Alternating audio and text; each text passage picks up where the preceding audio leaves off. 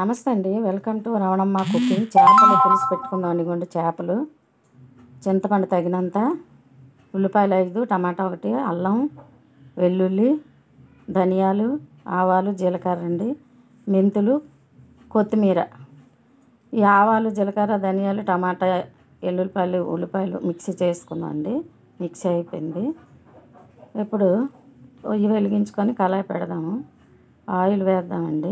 వేడెక్కిపోయాక oil వేస్తాము. మెంతులు వేసుకుందామండి. ఇప్పుడు నూనె వేడెక్కాక మెంతులు వేసానండి. నెక్స్ట్ ఇగోండి రుబ్బుకున్న రుబ్బు వేస్తానండి ఆయిల్లోని. ఇది బాగా మనం వేపుకోవాలి. గోల్డ్ కలర్ వచ్చిన వరకు చక్కగా వేగాలండి. ముద్ద మాత్రం వేగితేనే పులుసు టేస్ట్ వస్తుందండి. గోల్డ్ కలర్ వచ్చింది అనుకోండి, ఆయిల్ బాగా అలా కనిపించాలన్నమాట. అలాగే పైకి కనిపిస్తేనే ముద్ద వేగినట్టు. బాగా వేగిపోయిన తర్వాత చక్కగా చేపలు ముక్కలు ఇప్పుడు వేసుకున్నామండి. వేసుకొని ఇవి కొంచెం అటు ఇటు కలిపి కొంచెం చేపలు కొంచెం సేపు వేగనిద్దాం. ముద్ద అది కలిపి.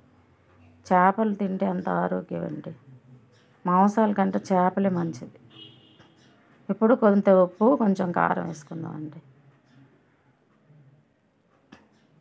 ఇవ్వండి ఉప్పు, తగినంత ఉప్పు. కారం ఎవరికి ఎంత సరిపోద్దో అంత మనం వేసుకోవాలండి. మాకు కొంచెం కారం ఎక్కువ పడుతుంది, ఇంకా ఎక్కువ వేసాను. కొంచెం అటు ఇటు మెదుపుకున్నాక చింతపండు పులుసు కొద్దిగా అలాగా తీసుకొని చేపలు అలా వేసుకోవడం.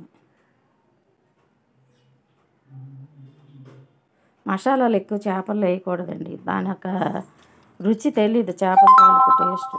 మాది ఆల్రెడీ మసాలా కారమే, మరి నేను ఏ మసాలాలు వేయను.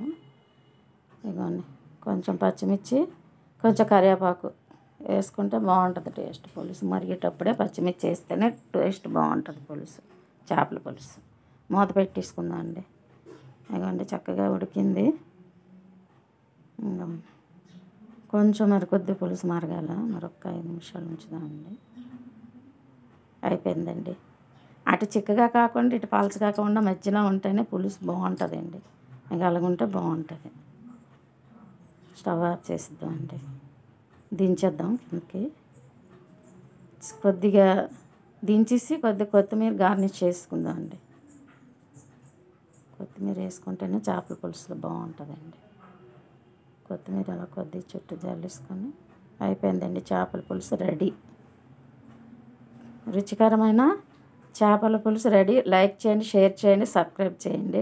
రుచికరమైన చేపల పులుసు రెడీ.